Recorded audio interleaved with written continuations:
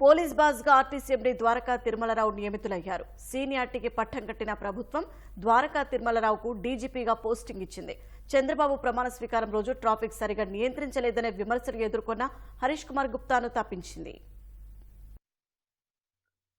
రాష్ట్ర డీజీపీగా RTC MD Dwaraka తిరుమలరావును నియమిస్తూ ప్రభుత్వ ప్రధాన కార్యదర్శి నీరబ్ కుమార్ ఉత్తర్వులు ఇచ్చారు. 1989 బ్యాచ్ ఐపీఎస్ అధికారైన ద్వారకా తిరుమలరావు ప్రస్తుతం రాష్ట్ర క్యాడర్ ఐపీఎస్ల సీనియారిటీ జాబితాలో అందరికంటే ముందున్నారు. కర్నూలు ఏఎస్పీగా మొట్టమొదటి పోస్టింగ్ అందుకున్న ద్వారకా తిరుమలరావు ఉమ్మడి రాష్ట్రంలో కామారెడ్డి, ధర్మవరంలోనూ ఏఎస్పీగా పనిచేశారు.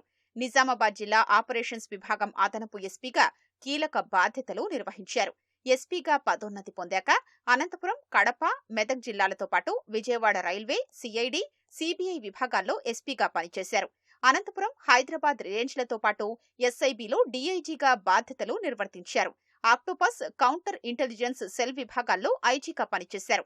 ఉమ్మడి రాష్ట్రంలో సైబరాబాద్ పోలీస్ కమిషనర్గా, రాష్ట్ర విభజన తరువాత విజయవాడ నగర పోలీస్ కమిషనర్గా బాధ్యతలు నిర్వర్తించారు. 2021 జూన్ నుంచి ఆర్టీసీ ఎండీగా ఉన్నారు. ద్వారకా తిరుమలరావుకు నిక్కచ్చిగా వ్యవహరించే సమర్థ అధికారిగా పోలీసు శాఖలో గుర్తింపుంది. ఇక ప్రస్తుత డీజీపీ హరీష్ కుమార్ గుప్తా దాదాపు నెలన్నర పాటు పోలీస్ బాస్గా కొనసాగారు.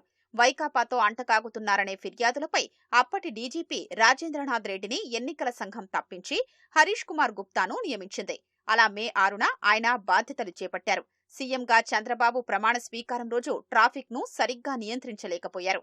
ఏకంగా గవర్నర్ జస్టిస్ అబ్దుల్ నజీర్ వాహనం ట్రాఫిక్ లో చిక్కుకుని ప్రధానికి స్వాగతం పలికేందుకు గన్నవరం విమానాశ్రయానికి వెళ్లలేకపోయారు. ఈ వ్యవహారంలో డీజీపీ తీరుపై గవర్నర్ కొంత అసహనం వ్యక్తం చేసినట్లు సమాచారం.